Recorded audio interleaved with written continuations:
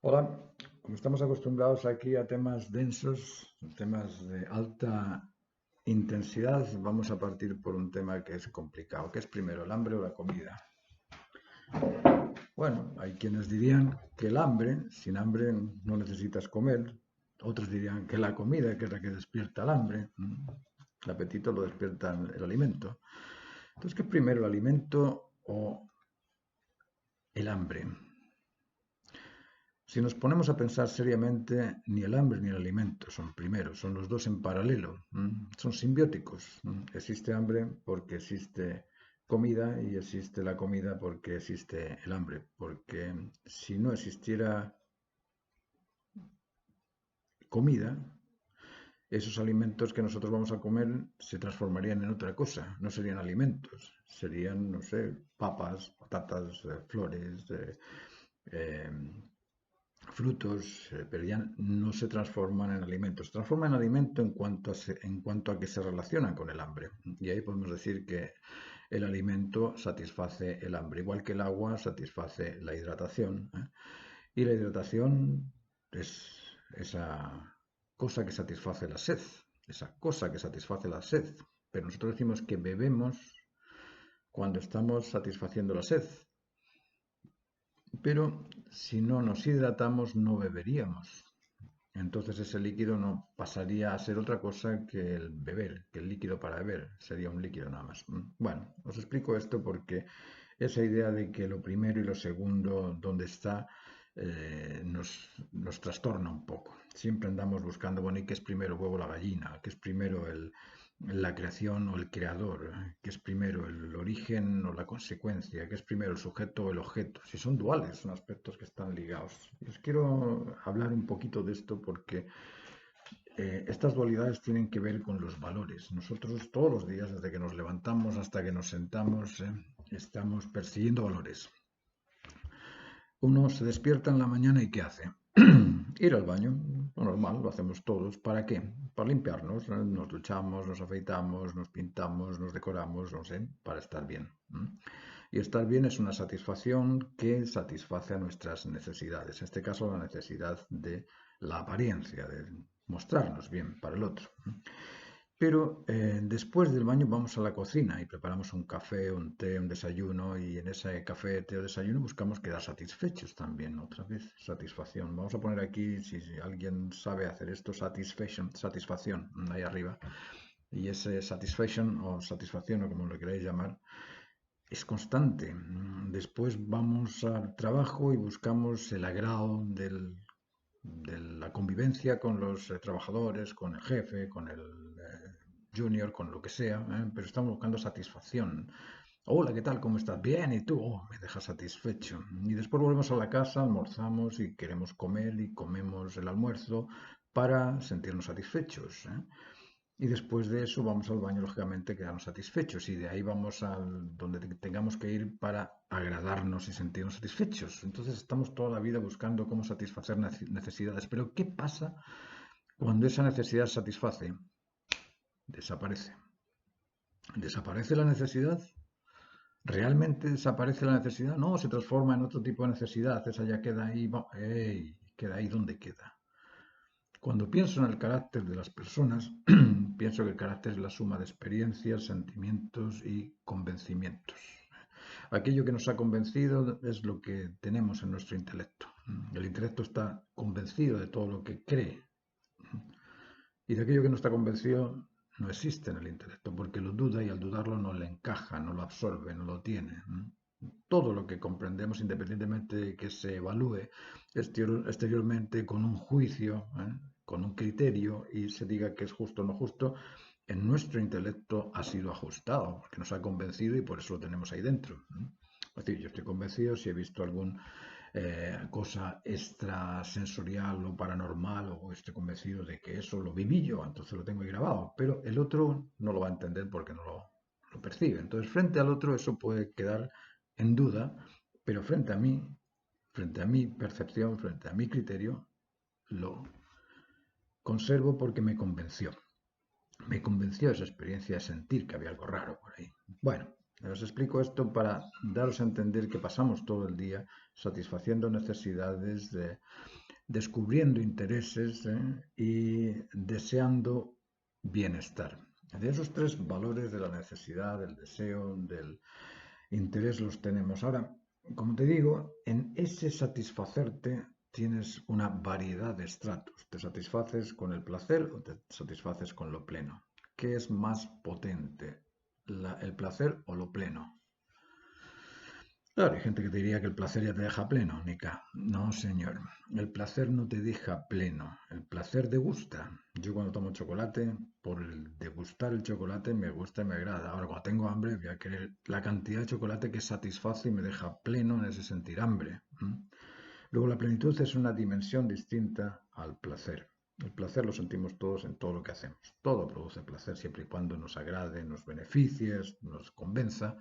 Eso produce placer, produce un tipo de estímulo grato. Pero la plenitud se logra en el momento del ya no necesito más. Eso es el sentimiento de plenitud.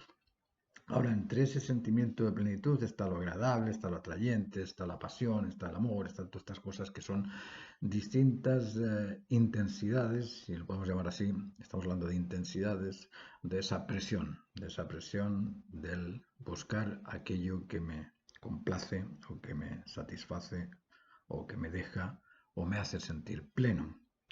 A nivel intelectual pasa lo mismo. Tenemos distinciones entre el conocer y el convencimiento. El conocimiento es simplemente aquello que he visto, lo he observado con mis cinco sentidos. Lo he visto, lo he olido, lo he oído, lo he degustado, lo he tocado. Eso es conocer. Conozco que esto es vidrio, porque suena bien. Ahora no comprendo cómo es este vidrio. Lo conozco, pero no lo comprendo. No sé cómo se hizo ese tarro, no lo sé. Honestamente no lo sé. Sé que el vidrio se mete al fuego, se sopla, pero no sé cómo hicieron ese tarro. No sé si lo hicieron así, con un molde, lo hicieron con una máquina, cómo lo hicieron. No lo sé, entonces lo entiendo. A ver, no es que lo entienda, lo conozco, pero no lo comprendo. Y como no lo comprendo, no me puede convencer esa sensación de sentir que yo sé lo que es eso. Sé que es vidrio nada más, pero no sé cómo hacer el tarro. Entonces, el convencimiento de cómo hacer el tarro, si alguien me dice, oye, ¿comprendes cómo hacer el tarro? Venga, vámonos ahí al campo y hazme uno. No, no sé cómo hacerlo, pero lo conozco. Conocer no es lo mismo que comprender. Y comprender no es lo mismo que convencer. Ahora, si estás convencido, ahí estás conociendo y estás comprendiéndolo. Cuando te convence la idea de sí, estoy convencido de que sé lo que es y sé cómo se hace y te lo voy a hacer, voy a buscar por ahí el cuarzo, lo vamos a calentar, aquí tienes el bote. Vale, ahí sí, ahí se justifica y se ajusta. Y cuando se ajusta la razón a esa justificación, sientes seguridad. Intelectualmente sientes seguro de que tu convencimiento se debe a la razón justa. Y ahora sé cómo hacerte el vidrio.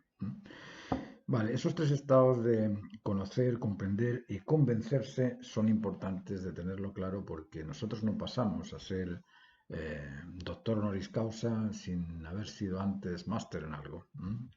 Eso hay que ir poco a poco creciendo en ese desarrollo. Ahora, el otro valor, el del bienestar, también tiene sus estratos. También nos sentimos bien o nos sentimos cumplidos o completos. Uno dice, ¿cómo te sientes en esta carrera? Bien cuando estás corriendo. Cuando llegas a la meta, me siento cumplido. Ya, gané. En el proceso de desarrollo de cualquier labor profesional, uno pasa por ser chasquilla, por ser el maestrito, por ser el artesano, por ser el artesa. De ahí pasas a ser profesional y de ese profesional voy a hacer un máster en esto y ahora voy a hacer un doctorado y de ahí te transformas en eminencia y ahí dices, ya me cumplí, no hay más que hacer. Ya hice la carrera, terminé la carrera, estoy cumplido, estoy completo. Luego lo completo, lo cumplido, el convencimiento de las máximas razones que son válidas siempre y para todos y la satisfacción máxima son, o satisfacción máxima en sentido plenitud, ¿ya? Plenitud, convencimiento y cumplimiento son los tres valores máximos a los que se orientan las artes. Las artes se orientan en esa dirección. ¿Por qué? Porque es importante ir creciendo en ese desarrollo cuando tienes esa meta. Ahora ponte que no tenemos esa meta. ¿Qué buscas satisfacer? No, busco placer nada más. ¿Qué buscas? Comprender, no, conocer nada más. ¿Y qué buscas? No, hacerlo bien nada más.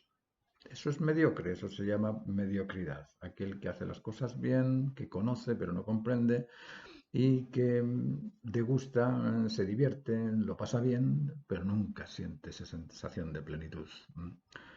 Es distinto jugar una pichanga el domingo que tener la experiencia que ha tenido Messi, por ejemplo, o Ronaldo. Eso se entiende, ¿no?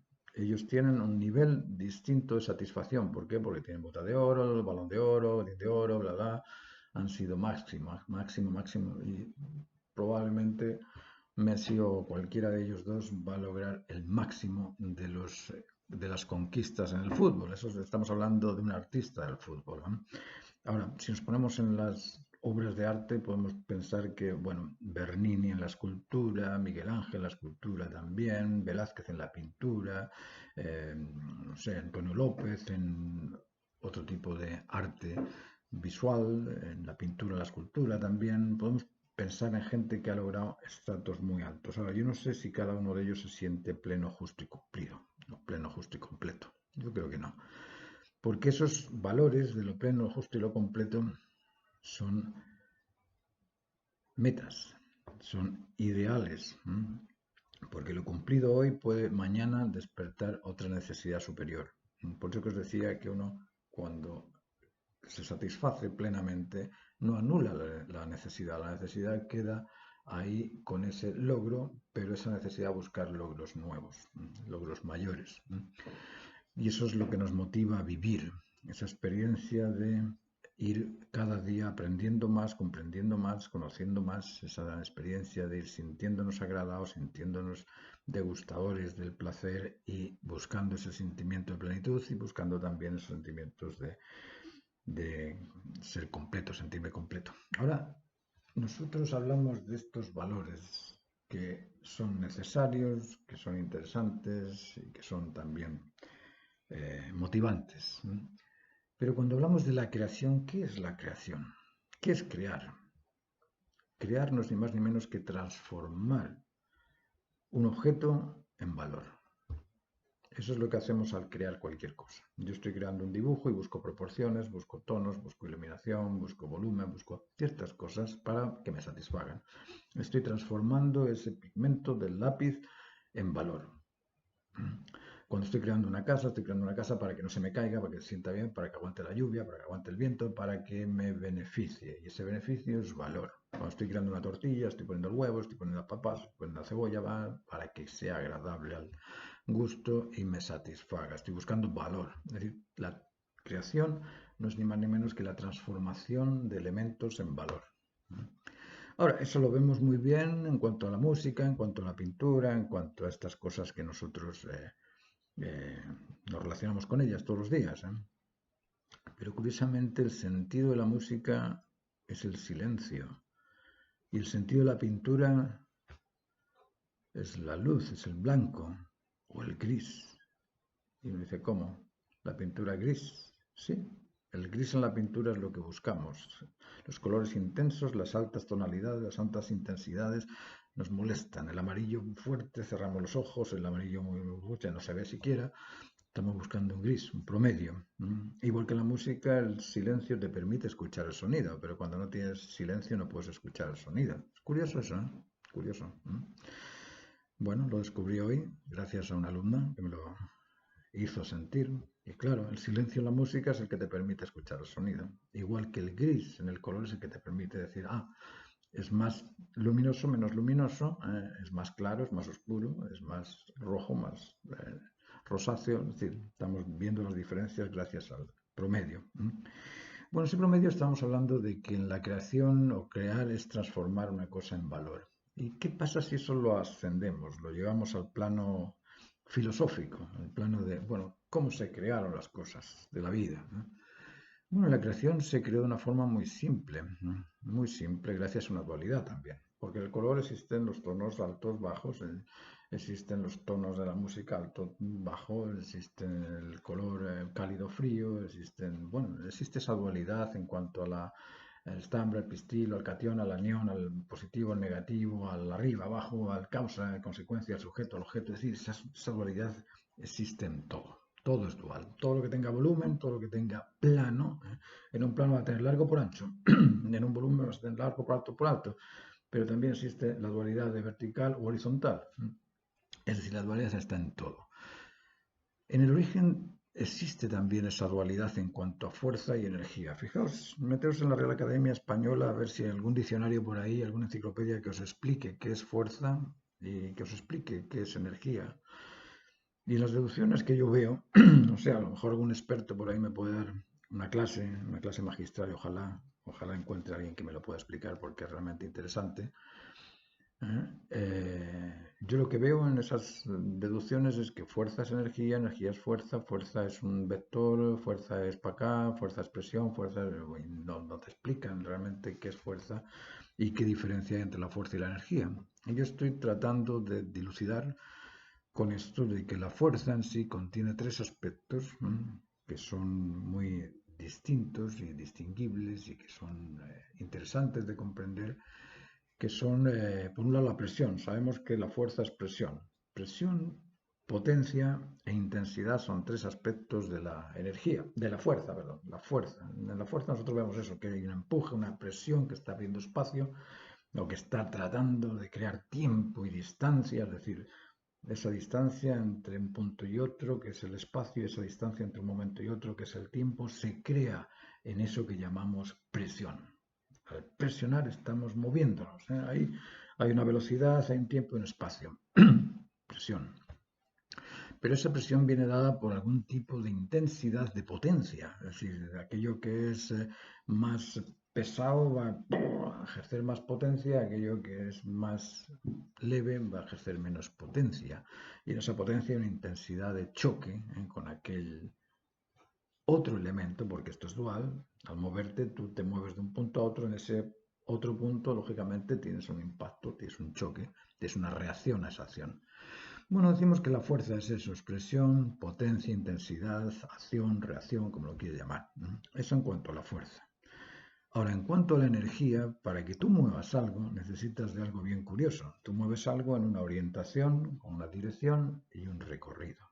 La orientación norte-sur, arriba, abajo, la dirección de aquí hasta aquí, y el recorrido desde que inicio hasta que termine. Es decir, orientación, dirección y recorrido existen todo tipo de presión, todo tipo de fuerza.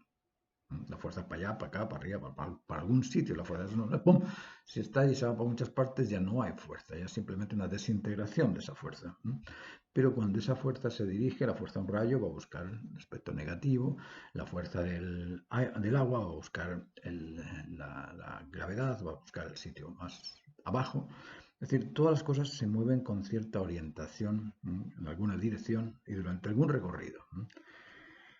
Y la energía, si la energía la observamos desde esos tres aspectos, de crear presión, de crear intensidad y de crear cierta potencia, porque para crear una potencia, una reacción, una intensidad y una presión, necesitas algún tipo de inicio, medio y término, necesitas algún tipo de intención, si es que se puede llamar intención. Pero vamos a aclararnos de una forma científica con estos tres aspectos de la intención, de la dirección o del poder que tiene la energía. Estoy pensando en científicos, y uno de los científicos que me demuestra que en la fuerza existe poder es Dmitri Mendeleev, así creo que se llama, Dmitri Mendeleev. Este señor se puso a estudiar los elementos simples, los pesos atómicos de los elementos simples, y me dice que hay uno y hay otro y hay otro y otro, pero resulta que no son progresivos. Es decir, no es uno que pese uno y otro que pese dos y otro que pese tres y otro que pese cuatro. No. Hay uno que pesa uno y otro que pesa cuatro, por ponerte. Estoy simplemente haciendo un ejercicio de los pesos. No sé cuáles son los pesos relativos a cada elemento simple, pero sé que el hidrógeno tiene un peso y el siguiente tiene un peso 4 veces superior. Es decir, ya no es una cosa progresiva, es uno y otro distinto. y en ese distinto hay otro más pesado, y en ese hay otro más pesado. Es decir, en estos pesos, que son, yo pienso que son la suma de presión, de intensidad y de potencia, en esa diferencia de pesos hay un poder. Luego sí, Dmitri Mendeleev me indica, siendo científico, que en la energía hay un poder. Ahora, cuando yo busco en la historia del arte, veo que Leonardo de Pisa o Fibonacci o Luca Pacioli después nos empiezan a explicar que en la naturaleza de la creación existe cierta geometría y existe cierta aritmética, que en una línea hay un punto donde la relación de ese punto pequeño al punto más grande es igual que la relación de ese grande al todo, a la totalidad del espacio.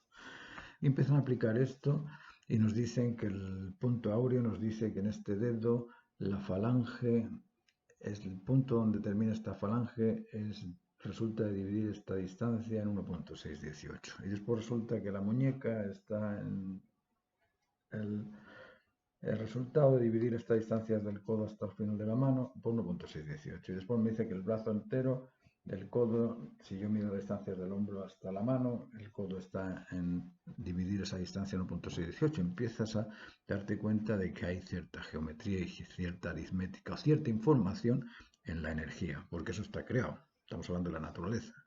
Luego, en la naturaleza existe poder, poder de presión, poder de intensidad y poder de presión, o de, no sé si dije presión, potencia e intensidad. Los tres poderes están ahí.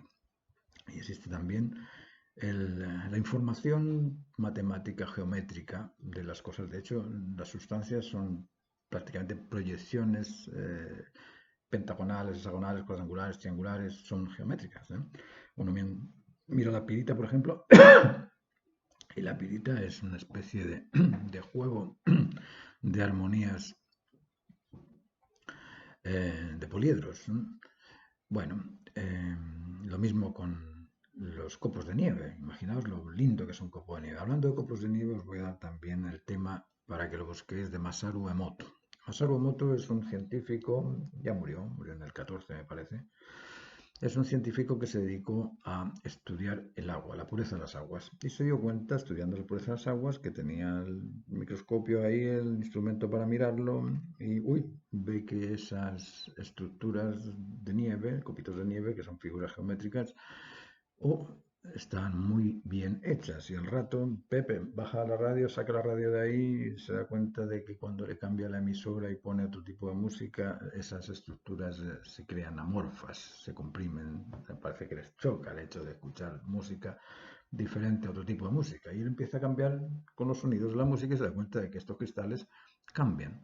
Y después se dirige a estos cristales con una actitud positiva y se ponen preciosos, y con una actitud negativa se ponen amorfos. Y empieza a decir, bueno, nosotros somos un porcentaje muy alto de agua. Nosotros los humanos, los animales, las plantas, en general, tenemos una cantidad muy grande de agua. Entonces, ¿qué pasa si nosotros tuviésemos una relación de afecto hacia ese agua? Los cristales serían puros y evitaríamos problemas. Resulta que nos demuestra este señor que la energía reacciona a estímulos. Si la energía reacciona a estímulos, contiene algún tipo de preferencias. Por esto sí, por aquello no. El bien y el mal se nota ahí, en esa respuesta de los copitos de nieve del agua. Es decir, existe cierta intencionalidad detrás de todo esto, porque una buena intención produce algo algo bien hecho, bien estructurado, una estructura. Vean estos ejemplos de Masaru Emoto porque es muy interesante. Y una mala intención resulta que lo comprime. Es decir, la energía, podríamos decir que en ese caso, en el caso del hidrógeno, que es parte de la creación de la naturaleza, y resulta que, no sé, Júpiter es un globo de hidrógeno, es decir, estamos casi inundados por la cantidad de hidrógeno, y el hidrógeno es receptivo, o el oxígeno o el agua es receptivo a ese tipo de impulsos y reacciona de acuerdo con lo que recibe. Entonces podríamos pensar que la energía, en paralelo con la fuerza, porque la fuerza tiene presión, tiene potencia y tiene intensidad, la energía tiene intención, selección y poder. Ahora, si yo le doy esa caracterización a la parte de la naturaleza directiva inherente de la creación, es decir, es la parte mental de la creación, la parte interna, la parte invisible, porque la fuerza la vemos en la manifestación, no vemos la fuerza, pero vemos la manifestación de presión, de dirección, de intensidad, de potencia, eso lo vemos ahí. Pero lo que no vemos es la intención, la selección y el poder que dirige la orientación, la dirección y el recorrido de esa fuerza. Pero se complementarían porque la presión de la fuerza, si no tiene algún tipo de orientación, no tendría dirección. Y si no selecciona, pues explotaría, no iría para la dirección donde va. Y los rayos sabemos que vienen a la parte neutra o negativa de la Tierra. Es decir, saben dónde van, no quedan ahí. Buscan eso negativo en la nube o en el agua o en la Tierra, pero lo buscan. Hay una intención detrás. Luego, intención, selección y poder existen en la creación y transformación de las cosas. Ahora, ¿para qué se transforman todas las cosas? Decíamos antes que la creación del artista es transformar un objeto en valor. Entonces, ¿para qué se transforma toda la creación? ¿Por qué se hace esa energía? Se transforma en fuerza, esa fuerza empieza a crear los elementos simples, hace esa asociación de elementos simples partiendo por el hidrógeno, lo une con el oxígeno, lo une con el carbono y con el nitrógeno. Esos cuatro aspectos, estamos hablando de cuatro aspectos fundamentales de la creación que son interesantes. La mezcla entre el hidrógeno, oxígeno, carbono y nitrógeno nos da el agua, nos da el metano, nos da el anhídrido carbónico y el amoníaco. Y esos cuatro elementos, el agua, el metano, el anhídrido carbónico y el amoníaco, con la radiación ultravioleta, es decir, necesitas de cierta temperatura, de cierta intensidad de calor, de cierta radiación ultravioleta, resulta que nos crea los tres elementos base de la proteína, que son el azúcar, el almidón y la celulosa. O sea, con el azúcar, el almidón y celulosa tenemos esos tres elementos base del ácido ribonucleico, el ADN. Y con el ADN creamos cualquier ser. Interesante, ¿no? Muy interesante, diría yo. Muy interesante ver que, el ADN es producto de la suma de la radiación ultravioleta con el azúcar, almidón y celulosa, que estos tres elementos, junto con la radiación ultravioleta son cuatro, estos cuatro elementos provienen del agua, del metano, del anhídrido carbónico y del amoníaco, o del amonio, del amoníaco, y que estos productos, el agua, el metano, el anhídrido carbónico y el amoníaco, vienen de las mezclas entre el hidrógeno, oxígeno, carbono y nitrógeno. ¿Por qué? Porque el agua es H2, dos partes de hidrógeno y una de oxígeno.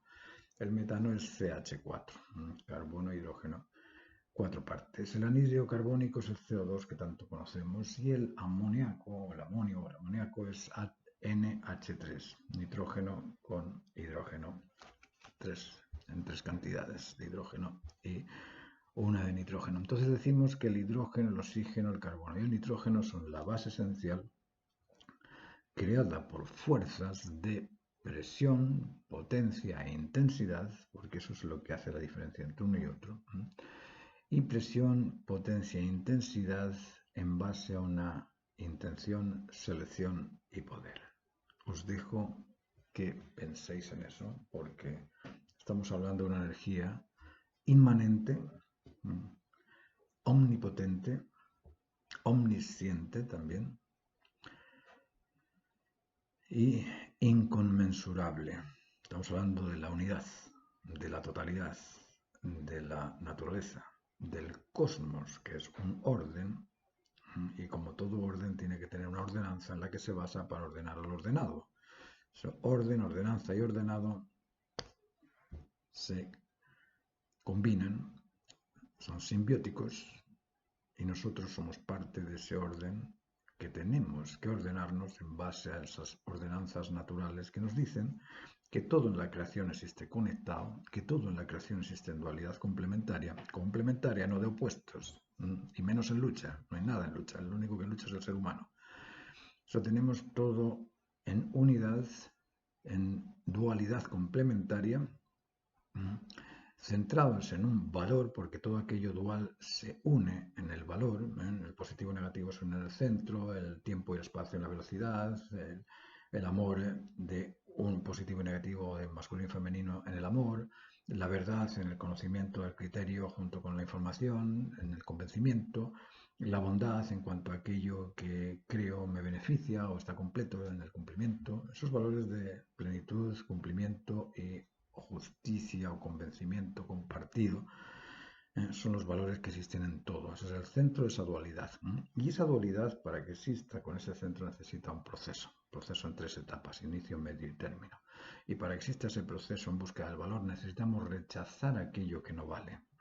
En la naturaleza existe ese rechazo, ese repudio, aquello que no vale. El repudio alimenticio al veneno, el repudio en el conocimiento a la falsedad, a la mentira, a la duda, el repudio en el amor, aquello que nos desprecia, el repudio en el bienestar, aquello que es malo, que no nos sirve, que no nos beneficia.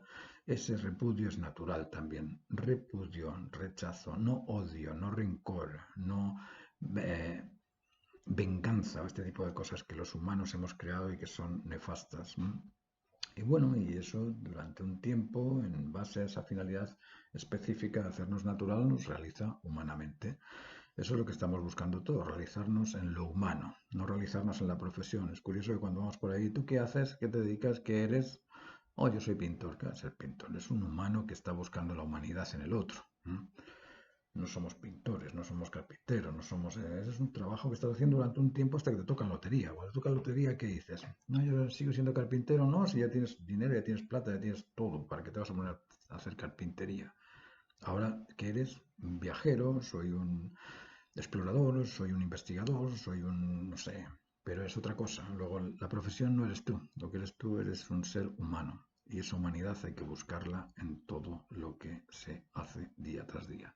Buscar la humanidad nos conecta a todos en lo humano y nos haría ser duales, independientes, pero únicos en la humanidad, únicos en aquello que nos beneficia, satisface, nos hace sentir plenos, ajustados, convencidos, seguros y además maduros, cumplidos, completos. Os dejo hasta aquí, muchas gracias, si os gusta me ponéis like, si queréis compartir.